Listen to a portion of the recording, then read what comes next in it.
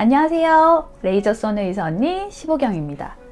여러분, 피부과 시술은 시술 못지않게 시술 후 관리도 무척 중요한데요. 여러분, 피부과 시술 받고 나서 관리사항에 대해서 너무너무 궁금한 것들 많은데 너무 또 사소한 질문일까봐 병원에서는 이것저것 차마 물어보시지 못하고 집에 와서 궁금한 것들 막 검색해 보신 경험들 다들 있으실 거예요.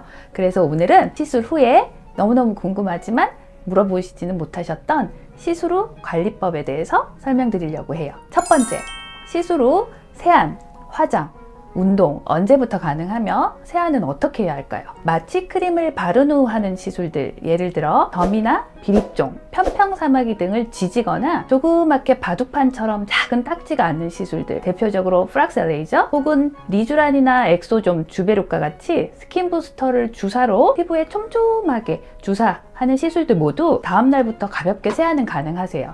단 세안할 때 딱지가 벗겨지지 않게 미온수로 세게 문지르지 말고 애기 피부 다루듯이 살살 물을 뿌린다는 생각으로 세안해 주시고, 수건으로 닦을 때도 살살 눌러서 물기만 흡수시킨다는 느낌으로 닦아주세요. 세안 후에 보습제 바른 후에 선크림, 가볍게 쿠션 정도의 화장은 다 가능하시고, 화장을 지울 때도 여드름 전용의 클렌징 제품은 자극을 줄 수 있으니 그런 제품은 피해 주시고, 약산성 제제의 클렌징 크림이나 오일을 사용하여 딱지가 떨어지지 않게 살살 문지른 후 닦아주시고, 폼 클렌징의 경우 손바닥에 먼저 충분한 거품을 먼저 내주신 후에 거품으로 살살 문질러 주신 다음 미온수로 가볍게 세안해 주세요. 박박 문질러서 딱지가 일찍 탈락되는 것보다 차라리 약간의 화장 잔여물이 남아있는 것이 상처 재생에 차라리 더 도움이 되니 일주일간은 너무 강하게 세안하지 않는 것, 그리고 보습제나 재생크림 꼼꼼히 잘 발라주시는 것, 건조함이 느껴지시면 몇 번 더 발라주시는 것도 재생에 도움이 된다는 거 꼭 기억해 주세요. 지금 당장 재생크림이 없는데 하시는 분들은 집에 뭐 바셀린 같은 거나 후시딘 연고 같은 거 있으시면 급한 대로 딱지 위에 하루 3회 정도 덧발라주셔도 괜찮으세요. 운동도 다음날부터는 다 가능하세요. 단 수영이나 과하게 땀을 많이 흘리는 운동은 시술 부위 염증을 유발하여 딱지가 일찍 떨어져서 상처 재생에 지장을 줄 수 있으므로 딱지가 떨어질 때까지 최소 1주간은 삼가해 주시는 게 좋아요. 시술 후 앉은 딱지는 최대한 오래 유지하실수록 상처 재생에 좋다는 거 잊지 마세요. 두 번째, 가장 궁금해 하시는 질문이죠. 술은 언제부터 마실 수 있나요? 사실 병원에서는 보통 시술 후에 무조건 1주간은 금주하세요 보통 말씀 많이 들으셨을 거예요. 알코올은 어떤 경우든 염증의 가능성을 높이므로 가능하면 상처가 재생이 되는 최소 1주간은 금주하시는 게 좋아요. 특히 상처를 내는 시술들, 닦지 않는 시술들은 당일은 드시지 말고 정말 어쩔 수 없이 마셔야 한다면 되도록 최소한으로 드시고, 미리 병원에 말씀 주셔서 나 오늘 좀 술 좀 먹어야 돼요 하시면 알아서 염증을 억제하는 소염제 처방해 주시니까 미리 말씀해 주시는 게 좋아요. 필러처럼 외부에서 재료를 집어넣는 시술은 음주 시 염증이나 부작용의 가능성이 더 높아지므로 최소 1주간은 금주해 주시는 게 좋아요.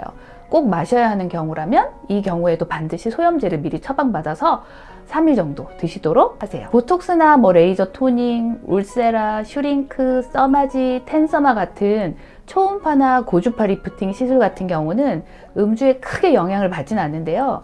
저 같은 경우도 보톡스 맞고 나서 그날 어쩔 수 없다면 어느 정도 약간은 하긴 하는데요.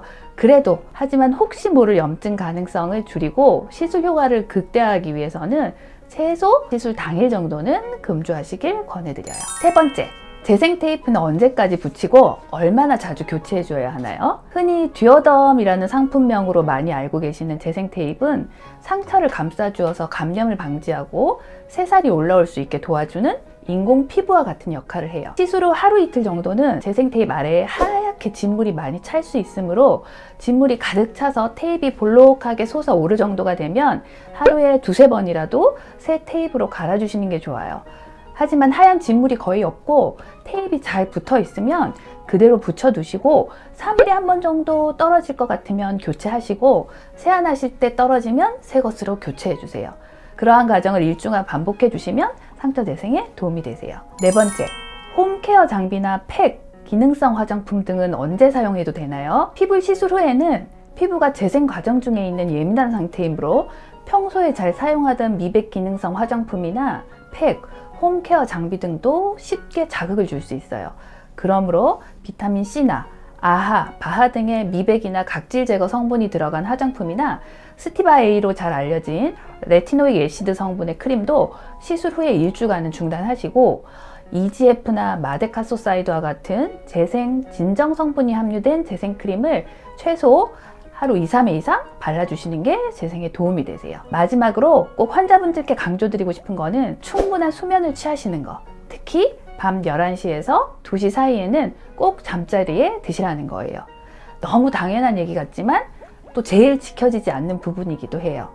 피부 세포의 회복과 재생을 도와주는 성장 호르몬은 대략 밤 11시에서 2시 사이에 많이 분비가 되거든요.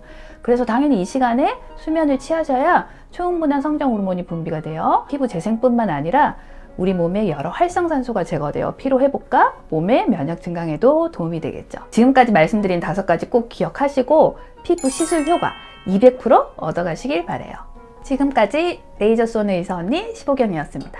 다음에 또 만나요.